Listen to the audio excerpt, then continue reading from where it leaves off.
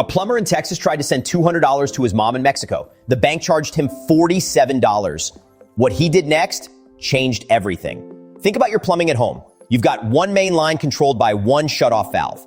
That valve, that's your bank. They control the flow, the pressure, and they charge you every time you turn the handle.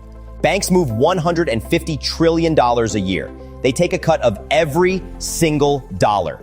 Wire fees, exchange rates, maintenance fees. It's like paying rent on your own money. The average family loses $1,200 a year just to access their own cash. But here's what they don't want you to know. Stablecoins just made them obsolete. That plumber now sends money home for 50 cents, not $47, 50 cents. Same speed, actually faster. No permission needed, no forms, no banking hours. The little guy finally has the same tools as the big banks. This is your playbook. Subscribe if you're ready to stop paying rent on your own money.